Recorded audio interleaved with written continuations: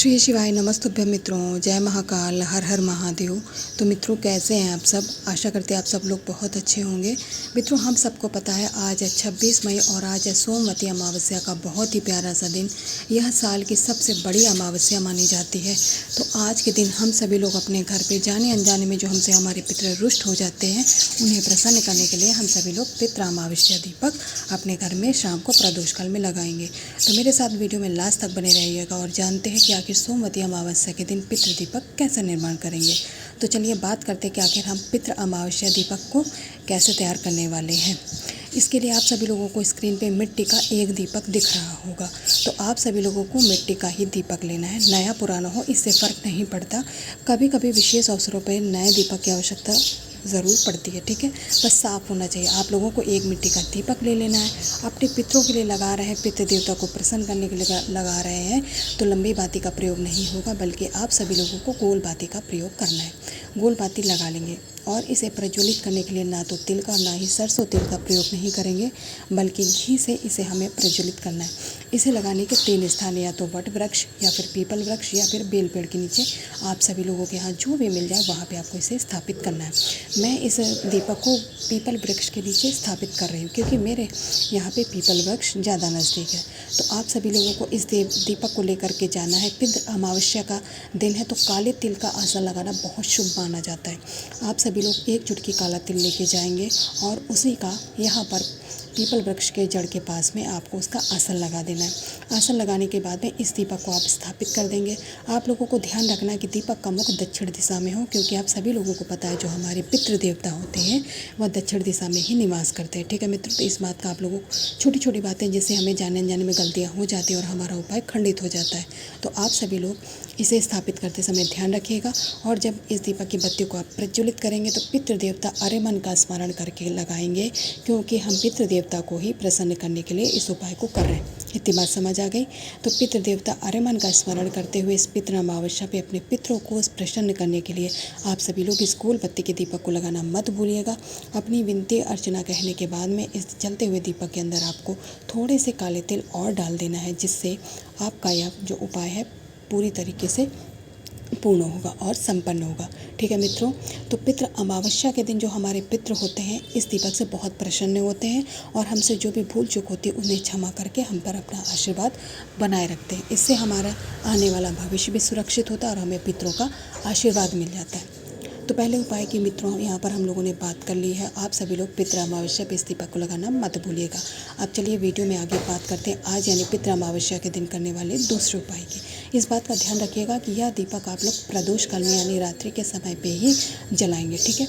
दूसरा जो हमारा उपाय है वह है कर्ज मुक्ति का उपाय। इस उपाय को करने के लिए आप सभी लोगों को स्क्रीन पे लौंग दिख रही होंगी। तो इस तरीके से फूल वाली आपको लौंग लेनी है, केवल और केवल 2 लौंग, यानी एक जोड़ा 2 लौंग आपको लेना है। लौंग भी कहीं से खंडित ना हो, आपको लौंग लेते समय इस बात का ध्यान रखना है। लौंग लेने के बाद में आप सभी लोगों को तांबे का एक कलश तैयार करना है। जो तांबे का कलश आप लोग तैयार करेंगे तो पितृ अमावस्या का दिन है, तो आप लोग जानते हैं कि विशेष अवसरों पे गंगा माता का स्मरण करना बहुत ही लाभदायक है। तो आप लोग इस कलश के अंदर जल डालेंगे। जल के बाद में थोड़ा सा गंगा जल डालेंगे। गंगा जल डालने के बाद में आप लोगों ने जो 2 लौंग ली उनमें से 1 लौंग आपको इसी कलश के अंदर डाल देनी, ठीक है। इसके बाद में आप सभी लोग इस कलश को उठाएंगे और आप सब लोग जानते हैं आज पितृ अमावस्या के साथ साथ वट सावित्री व्रत भी है, तो आप लोगों को वट वृक्ष के पास में जाना है, ठीक है। वहाँ जाएंगे, वहाँ पर पहुँच करके आप सभी लोग को जो 1 लौंग आपकी शेष बची हुई है, एक तो आपने कलश में डाल दी, 1 बची हुई है, उसका पहले भोग लगाएंगे इसी वट वृक्ष के पास, ठीक है, जड़ के पास। भोग लगाने के बाद में आपको क्या करना है, महादेव जी का एक बहुत प्यारा सा नाम होता है जो कि इस दिन याद किया जाता है, यानी वट के वृक्ष के पास उपाय करते समय आप लोगों को वट केशर महादेव जी का ध्यान करते हुए ही भोग लगाना है। भोग लगाने के बाद में आपने जो जल लिया है उसे इसी लौंग के ऊपर आप लोग क्या करेंगे, समर्पित करेंगे। समर्पित करने के बाद में आप इसके जो वट वृक्ष होता है उसकी परिक्रमा करना बहुत ही लाभदायक होता है। आप अपनी सुविधा अनुसार 5, 7, 11 जितना आपका मन हो, किसी मनोकामना को लेकर के अपने घर के कर्ज को दूर करने का निवेदन करते हुए आप इस वट वृक्ष की परिक्रमा कर सकते हैं। इसमें कोई परेशानी नहीं है, ठीक है मित्रों। करिएगा ज़रूर, बहुत ही अच्छा और बहुत ही लाभदायक उपाय है, क्योंकि जो वट सावित्री व्रत होता है वो तो हमारे घर की महिलाएँ करती हैं, लेकिन यह जो उपाय है वह घर के पुरुष भी कर सकते हैं। तो आप लोग करिएगा ज़रूर आज यानी सोमवती अमावस्या के दिन इस उपाय उपाय को करने से आप लोगों के घर में जो भी बरसों पुराना कर्ज होगा जिसे आप लोग नहीं उतार पा रहे हैं वो बहुत आसानी से आज आप उतार सकते हैं। तो मित्रों यहाँ पर हम लोगों ने सोमवती अमावस्या के दिन करने वाले अपने 2 उपायों की बात कर ली। अब चलिए वीडियो में आगे बात करेंगे आज के यानी सोमवती अमावस्या के तीसरे उपाय की, जो कि आज ही हम लोग प्रदोष काल में करने वाले हैं। मित्र, जो आज हम लोग तीसरा उपाय करने वाले हैं वह है लड़ाई झगड़ों को समाप्त करने वाला उपाय। क्या होता है, अचानक से घर का माहौल तो बहुत शांत होता है, बहुत शुद्ध अच्छा होता है, लेकिन फिर से घर में क्लेश लड़ाई झगड़े शुरू हो जाते हैं। तो आप लोगों को 1 चुटकी काला तिल लेना है। काला तिल लेने के साथ में आप सभी लोगों को स्क्रीन पे पीला चंदन दिख रहा होगा, तो 1 चुटकी पीला चंदन ले लेंगे। अगर सूखा है तो उसे आपको कुछ जल की बूंदें डाल के उसका आप लोग क्या करेंगे, पेस्ट बना लेंगे। पेस्ट बनाने के बाद में इस पीले चंदन को लेंगे और जो आपने तिल लिए हैं, और इसके साथ ही आप लोगों को तांबे का एक कलश तैयार करना है जिसमें आप लोग अपने घर का जल डालेंगे। जल डालने के बाद में गंगा माता का ध्यान करते हुए थोड़ा सा गंगा जल भी इसी कलश के अंदर डाल लेंगे। और जो आप लोगों ने 1 चुटकी काला तिल लिया है मित्रों, उसे इसी कलश के अंदर डाल लीजिएगा, जिससे यह काले तिल वाला आपका जो जल है तैयार हो जाएगा। इसके बाद इसे उठाएंगे, अपने इष्ट अपने आराध्य देव भगवान शंकर की शिवलिंग के पास जाएंगे। मित्रों, यहाँ पर पहुँच करके अब आपको उपाय समझना है, ठीक है।